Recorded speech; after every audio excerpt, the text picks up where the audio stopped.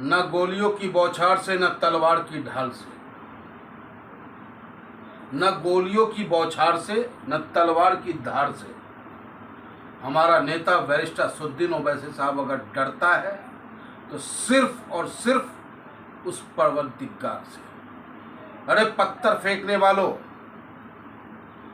तुम पत्थर से डराना चाहते हो, गोली चला के तुम थक गए, धमकियां दे दे के थक गए। अरे मां का दूध पिया है तो सामने तो आके पत्थर चला। कायरों की तरफ पत्थर चलाता है। क्या कमी देखता है हमारे नेता में? बहुत हो गई तुम्हारी गुंडागर्दी, इम्तिहान मत लो सब्र का। और वाह दिल्ली पुलिस, पूरी दिल्ली हाई अलर्ट पे है, स्वतंत्रता दिवस समारोह की तैयारी में है। और हिंदुस्तान के सबसे सुरक्षित जगह अशोका रोड, जहां पे चुनाव आयोग का भी दफ्तर है, बताओ ऐसी जगह भी सुरक्षित नहीं है? इससे पहले भी तुमने पत्थर फेंका और पुलिस को बंदर नजर आया, जबकि यही पुलिस कहती है, दिल्ली पुलिस कहती है कि मैं हर सुराग को ढूंढ लेता हूं। लेकिन यहां कौन सी ऐसी बाध्यता है कि पत्थर फेंकने वाले को अब तक दिल्ली पुलिस गिरफ्तार नहीं कर पा रही है? दिल्ली पुलिस से मैं मांग करता हूं, ऑल इंडिया मजलिस इत्तेहादुल मुस्लिमीन गाजियाबाद मांग करता है कि दिल्ली पुलिस आप अपनी जिम्मेदारी का निर्वाह करें।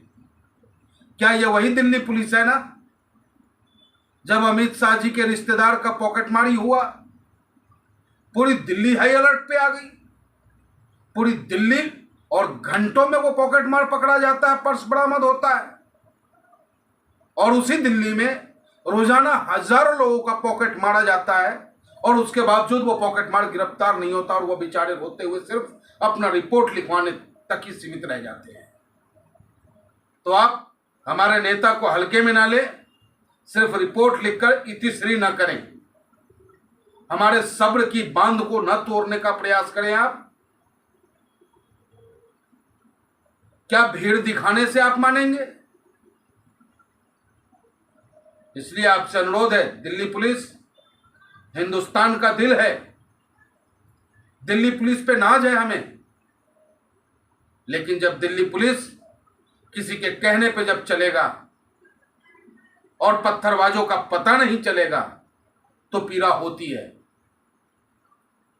स्वतंत्रता दिवस की शुभकामनाओं के साथ साथ मैं आपसे कहना चाहता हूं दिल्ली पुलिस कि हमारे नेता के घर पे ये दूसरी बार पत्थर चला है। अगर आपने सख्त कार्रवाई नहीं की, आप उस जालिम को, उस गलत व्यक्ति को, उपद्रवी को अगर आपने गिरफ्तार नहीं किया तो हमारी बाध्यता होगी कि आपके खिलाफ हम सड़कों पे उतरें। हद हो गई। हिंदुस्तान का वेस्ट सांसद, हिंदुस्तान का बैरिस्टर, पढ़ा लिखा इंटेलेक्चुअल सांसद जो सिर्फ संविधान की बात करता है, अधिकार की बात करता है, हक की बात करता है। हमारा नेता कभी यह तमन्ना नहीं रखता कि मैं प्राइम मिनिस्टर बन जाऊं, मैं फलाने मंत्रालय में बैठ जाऊं, उस मंत्रालय में बैठ जाऊं। हमारा नेता आपकी आपकी आपकी हमारी सबकी जो संविधान में फंडामेंटल राइट्स मिला है, जो मूल अधिकार है आपका, उस अधिकार को दिलाने की लड़ाई लड़ता है। तो ऐ पत्थरबाजो, तुम हमारे नेता को समझो।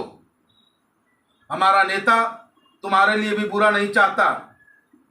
अगर हमारा नेता तुम्हारे लिए बुरा चाहता तो एक आवाज पे दिल्ली बंद, एक आवाज पे दिल्ली का चक्का जाम हो सकता है। इतने चाहने वाले दीवाने हमारे नेता के।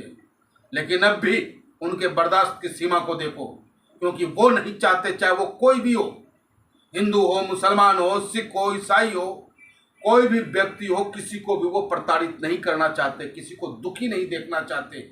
हमेशा वो चाहते हैं कि हमारे हिंदुस्तान का हर व्यक्ति खुशहाल रहे। और हमारे नेता को बारीकी से समझने का प्रयास करो। दूसरे के उकसावे में पत्थरबाजी करना बंद करो, नहीं तो अंजाम ठीक नहीं होगा। क्योंकि हम भी राजनीति करते हैं, राजनीति में हमें भी अधिकार मिला है।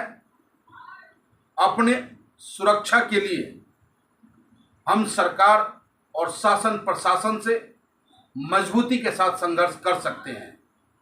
इसलिए हमारे शांत स्वभाव को, हमारे नेता के शांत स्वभाव को कायरता न समझे, हम कार्यकर्ताओं को कायर न समझे। ईंट का जवाब पत्थर से देना आता है। हम भी सुभाष चंद्र बोस के जानने वालों में से हैं, मानने वालों में से हैं, शहीद आजम भगत सिंह के चाहने वालों में से हैं, चंद्रशेखर आज़ाद, अशफाकुल्ला खां के दीवाने हैं। इसलिए हमारे शक्ति को मत ललकारो और दोबारा इस तरह का कृत्य ना हो, यह निश्चित करे दिल्ली पुलिस और फेंकने वालों पे कार्रवाई करे। जय हिंद, जय भारत। बैरिस्टर असदुद्दीन ओवैसी साहब जिंदाबाद। बैरिस्टर असदुद्दीन ओवैसी साहब जिंदाबाद, जिंदाबाद, जिंदाबाद।